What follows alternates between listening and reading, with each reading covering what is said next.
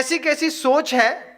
तो आचार्य कहते हैं, मतलब आचार्य तो नहीं कहते, बहुत सारे रिसर्चर्स कहते हैं इस बात को, कि मान लीजिए लगातार प्रकृति है आदमी की लगातार उदास रहने की।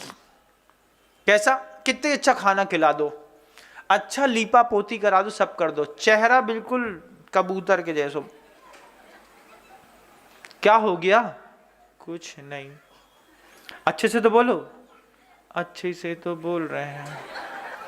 तो तुम ऐसे ऐसे ऐसे उदास उदास से काहे को हो? उदास कहाँ है, हम तो ऐसे ही रहते हैं। अब ये जो उदासी लगातार जो बनी रहती है ना दिमाग में, मतलब तुमको हमेशा जिंदा रखने के लिए एक आदमी चाहिए जो तुम्हें हिलाए, बोले पिताजी हंसो, हंसबे गलाने पैदा भय। घर के अंदर ऐसे कितने चेहरे मिलेंगे 100% मनहूस हैं, गोरे साफ सुथरे पैसे वाले, लेकिन हंसते नहीं बनता। पिताजी हैं घर के अंदर आ गए हैं, टीवी देख रहे हैं। क्या चल रहा है भाई?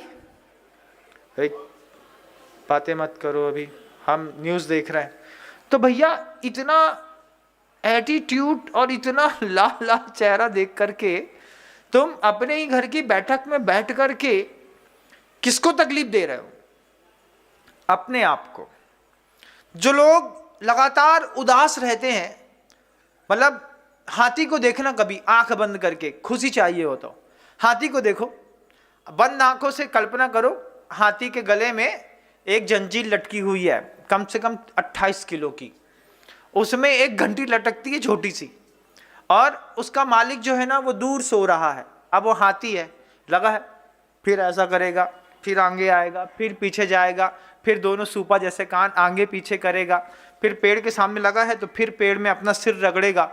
वो अपने आप में मस्त है, उसको स्तंभ रमण कहते हैं। वो एक पेड़ में एक ठूट में भी रमण करके खुश रहने की जिंदगी जीना जानता है।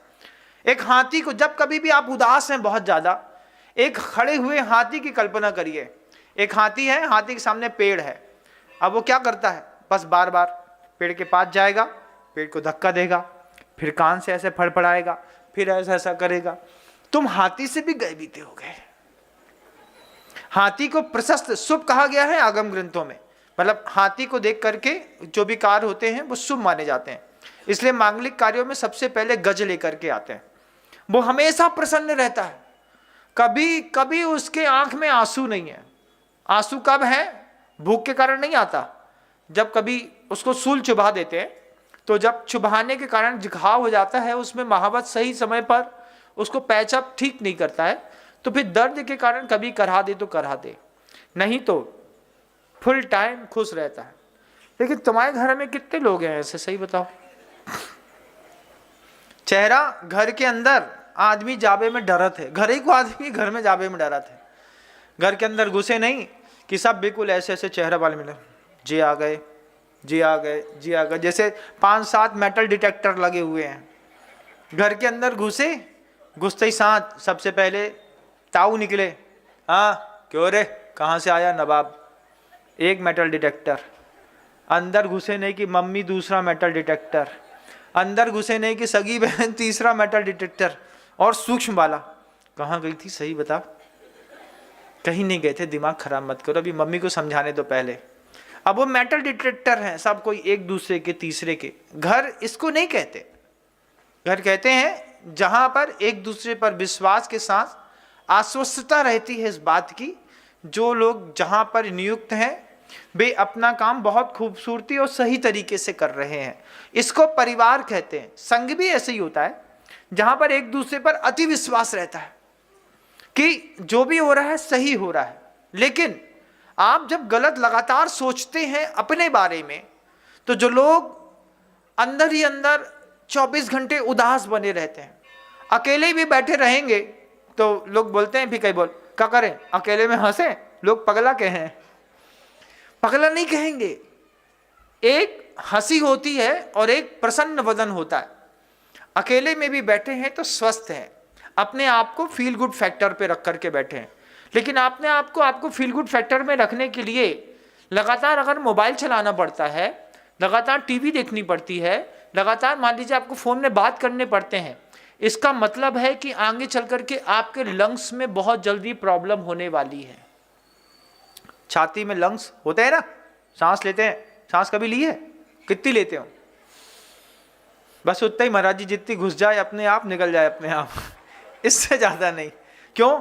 मेहनत नहीं होती, जबकि मेहनत करनी चाहिए। एक गहरी श्वास सुबह सुबह जितनी लोगे तो वो जो छाती में हवा घुसती है ना थोड़ी सी, तभी तो छाती में घुसती नहीं है, अभी तक पेट तक जात है, तुम्हारे खाना में थोड़ी सी धक्का मारा थे और हवा चुपचाप वापस निकल जाते। कौन मेहनत करे महाराज? अंदर बाहर तो अनुलोम विलोम करने के लिए नहीं, तुम लोग को अंदर बाहर जे वाली बड़ी अच्छी लगत है, पत्ते वाली अंदर बाहर तो कर लोगे, लेकिन नाक वाली अंदर बाहर नहीं करोगे। जबकि कहते हैं कि सुबह सुबह जो ठंडी हवा रहती है वो शीतल हवा में नाइट्रोजन सबसे कम मात्रा में रहती है, ऑक्सीजन का लेवल हाई पर रहता है 83%। उस समय सुबह उठ करके छत में बैठ गए हल्के कपड़े पहन करके और 15 मिनट तक मात्र अनुलोम विलोम अच्छे से कर लिया, थोड़ा सा भस्त्रिका प्राणायाम कर लिया। ये दो चीजें आपके चेहरे का चमक, ग्लो भी बढ़ा देंगे, साथ ही साथ आपकी उदासी भी दूर कर देंगे। और लंग्स के अंतिम भाग तक जब हवा जाएगी तो आगे चल करके लंग्स का कोई प्रॉब्लम नहीं होगा। लेकिन आपको अपनी उदासी दूर करने के लिए लगातार स्नैपचैट, लगातार फेसबुक, लगातार आपको दूसरा और क्या होता है, इंस्टाग्राम, हाँ वो लाल पीली नीली हरी, पहले लूडो में खेलते थे हम लोग, हरी हराबे लाल जिताबे नीली पीली टक्कर खाबे, अब वो सब ऐप में आ गए हैं। लाल वाला ऐप अलग है, हरा वाला अलग है, पीला वाला अलग है, नीला वाला अलग है, इसी में घुसे रहते हैं ना, और उसी से अपने आप को संतुष्ट समझते हैं। तो समझना कि उदासी जीवन में बढ़ती चली जा रही है, आगे चल के लंग्स की दिक्कत होने वाली है। अगर गहराई पे इस बात को उतर गई तो लंग्स की दिक्कत 100% पक्की है, किसी भी दिन टीबी डिटेक्ट हो जाएगी और दूसरे दिन से 9 महीने का एक कोर्स शुरू हो जाएगा, 2 महीने का एक्स्ट्रा। जजनीन दोस्तों, अगर आपको मेरी वीडियो अच्छी लगती है तो प्लीज़ मेरे चैनल को लाइक शेयर सब्सक्राइब करिए और इसी तरह से अपना प्यार देते रहिए। धन्यवाद।